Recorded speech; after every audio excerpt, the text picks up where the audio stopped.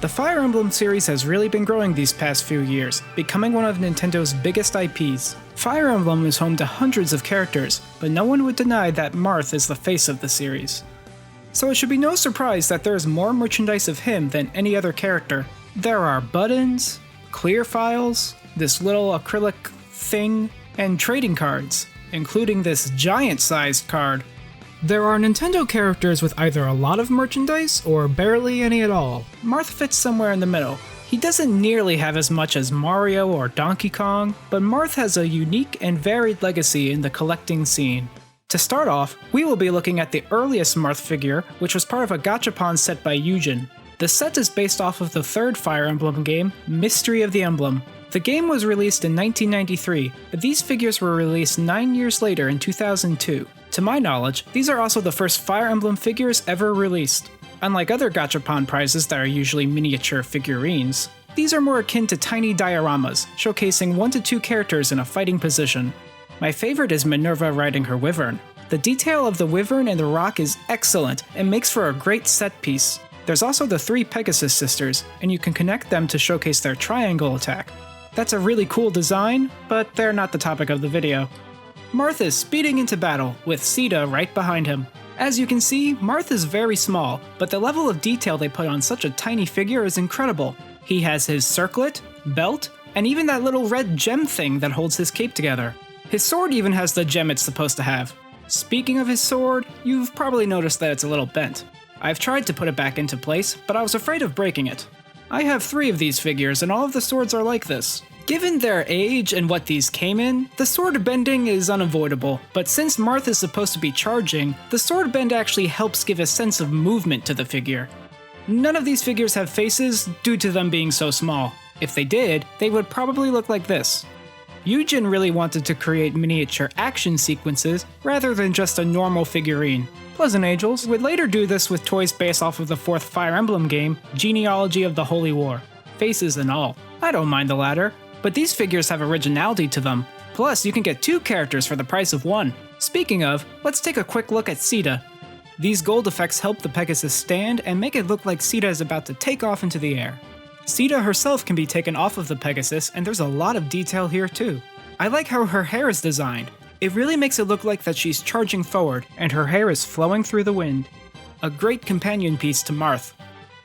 Marth wouldn't get another figure until over a decade later. In 2014, Marth was among the first 12 Amiibo ever released. They released alongside Smash Bros. For Wii U on November 21st. Marth's Amiibo is infamous, but we'll get into that in a bit. I want to share my story of how I got him. The night before the Amiibos and game's release, I discovered to my horror that my pre-orders with Best Buy were for delivery rather than a store pickup. It was too late to change it, and all of my friends were going to meet up the next day to play. Not wanting to wait until the next week to play, I decided to wake up early and go store to store to pick up a Marth Amiibo and the special edition of the game, so I could play it immediately. I lived in Manhattan, and one of my first stops was the famous Toys R Us in Times Square. To celebrate the launch of Amiibo, Toys R Us announced that you could get 3 Amiibo for $30, which was great for me because I also wanted Donkey Kong and Link. To my shock, they didn't have any Marth Amiibo. An employee told me that Marth was the only Amiibo they did not receive. I took this picture, and if you look closely, you can see the other 11 Amiibo were in stock, including Villager and Wii Fit Trainer. They didn't have the special edition of the game either. In fact, no store had Marth or the game. I was feeling down, but I still had my pre-order with Best Buy, so I would eventually get Marth in the game, just had to wait a while. The fun night I was planning with my friends was drifting away. And then it hit me. Wait a minute, I'm in Manhattan. I should just go to Nintendo World. And I'm glad I did. It was like a little party over there, with the place decorated with Smash stuff and people playing the game. Not only did they have the special version of the game, they had every Amiibo, including Marth. I also got some bonuses like these buttons and a belt that says Smash Bros. Champion. Great stuff. That night, my friends and I had a blast playing. A week later, my Best Buy pre-order came in. Considering both would soon become incredibly rare, it's funny to think now that I had 2 of them. Sorry if the story went on for too long, but the infamous difficulty of finding a Marth Amiibo when it first released is entwined with the figure itself. Now for the actual Amiibo. It's of course based off of how Marth appears in Smash 4, which in turn is based off of Marth's appearance in the 12th Fire Emblem game, New Mystery of the Emblem. First, let's address the elephant in the room. His face. Leading up to the launch of Amiibo, Nintendo hosted a variety of press events, and the figures were on full display. By far, Marth got the most attention due to his unflattering face.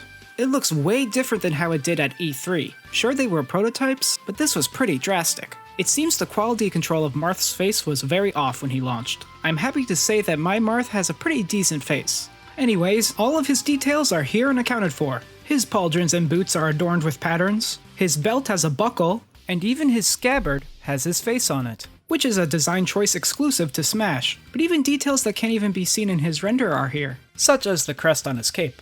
And if you want one for yourself but are afraid of the quality control, don't worry, Nintendo has made major improvements to the figure. He's also the most used Fire Emblem amiibo, so he gets restocked every now and then. Next up, Marth received a Nendoroid in 2016. I first saw this at New York Comic Con in 2015, and I couldn't wait to get one. This was the first, and so far only, Nendoroid I own. Just like the amiibo, the design is based off of Marth's appearance in New Mystery of the Emblem, and like the amiibo, every detail is here. The one thing that isn't is the crest on his back. This is because it's a design feature exclusive to Smash, not seen in the original game. Standard for Nendoroids, Marth comes with various faces and accessories. He can be equipped with the falchion or a rapier. He can also wield the Fire Emblem. Overall, this is a great Nendoroid and figure in general. If you're looking for one, there was a restock in late 2019, but be careful, bootleg versions are known to exist. And as a little side note, there's also a Nendoroid of Sita. Now we'll move away from figures and onto plushes. Or rather, just plush. Singular. Yeah, Marth only has one plush. This plush was made by Sine, a veteran in Nintendo plush making.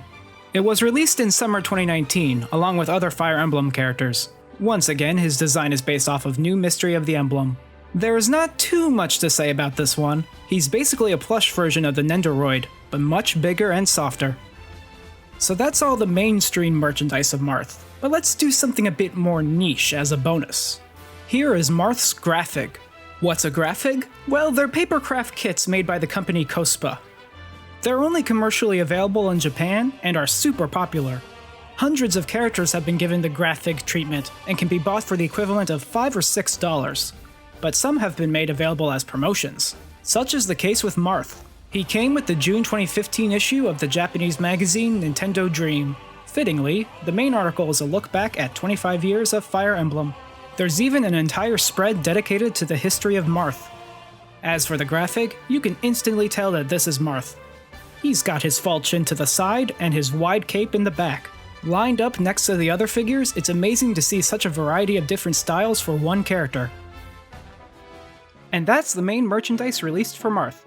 And while there's still some things like keychains, water bottles, and even masking tape, I really wanted to look at merchandise that can be considered a collectible. Hopefully one day soon we can see more Marth merchandise, as a classic Nintendo character like him deserves more.